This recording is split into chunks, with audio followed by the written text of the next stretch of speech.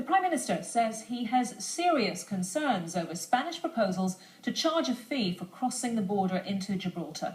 The Chief Minister of Gibraltar has accused Spain of sabre-rattling and of acting like North Korea in the continuing dispute over fishing rights. Our diplomatic correspondent Bridget Kendall has more. The Rock of Gibraltar, Britain's tiny outpost on the tip of Spain. After tightened border controls caused traffic chaos a week ago, the row seems to be hotting up after Spain's foreign minister warned his government might impose new restrictions on traffic and flights in and out of the territory, declaring the party's over. Gibraltar's chief minister this morning was also raising the rhetorical temperature. What we've seen this weekend is sabre-rattling of the sort that we haven't seen for some time. You see that the things that Mr. Malgallo has said are more reminiscent of this type of statement you'd hear from North Korea. The threat laid out in a Spanish newspaper interview is still just that, a threat. But one step could be a border crossing fee of €50 for each trip between Spain and Gibraltar. Another is tax investigations into property owned by Gibraltarians in Spain and closing Spanish airspace to planes landing at Gibraltar's airport. Downing Street said David Cameron was seriously concerned. And this is what it seems prompted Spanish anger. Concrete blocks tipped into the bay last month by Gibraltar for an artificial reef to encourage marine life. But Spain says the reef is illegal and is ripping the nets of Spanish fishermen. The row over Gibraltar's sovereignty has rumbled on for decades. Britain says it wants this latest spat resolved politically. But Spain has given no indication it's prepared to give way. It could be a long, hot August. Bridget Kendall, BBC News.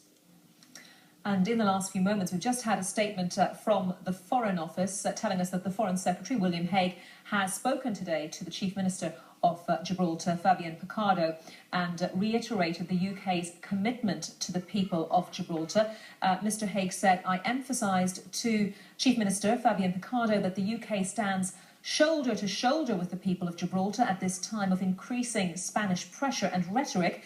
I also highlighted that we'll respect Gibraltar's 2006 constitution and the commitments the UK has repeatedly made not to compromise on British sovereignty over Gibraltar. We discussed the need for a political solution to the current tension with Spain, which would be firmly in the interests of communities on both sides of Gibraltar's border with Spain." And William Hague also calling on Spain to avoid actions which could increase tension further. So that statement just coming in from the Foreign Office. Well, I'm joined now over the internet from Gibraltar by Leo Olivero, a journalist on the newspaper there, Panorama. Thank you very much indeed for taking the time to talk to us. So is there a bit of a siege mentality at the moment there, or is that a little bit too strong?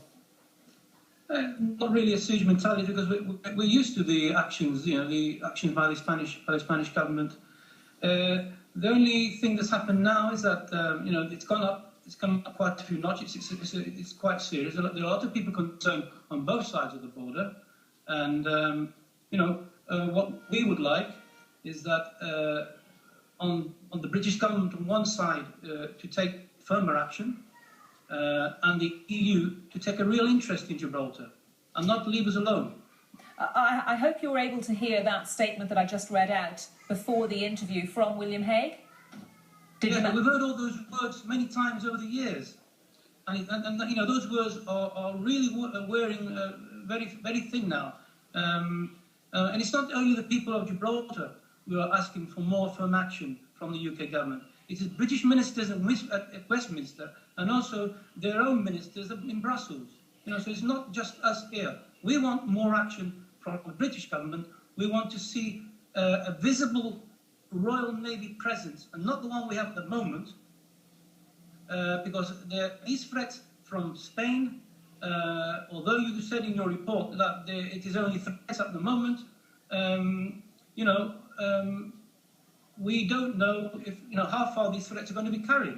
Don't you think that sort of action? We have concerns from the British government. Don't you think that sort of action, though, that you're saying Gibraltarians would like to see, would really just up the ante when some politicians are suggesting this is simply sabre-rattling by Spain and an attempt to distract from other domestic problems in Spain. Well, that may be the case, and personally, I suspect there is an element of that. But when we have the Spanish paramilitary forces invading our waters every day, and the Royal detachment, the small Royal Navy detachment we have here in Gibraltar are unable to do nothing because the rules of engagement that the British government impose on the Navy here doesn't allow them to do anything, only call out to them on the radio. And it's the Spanish forces or the Spanish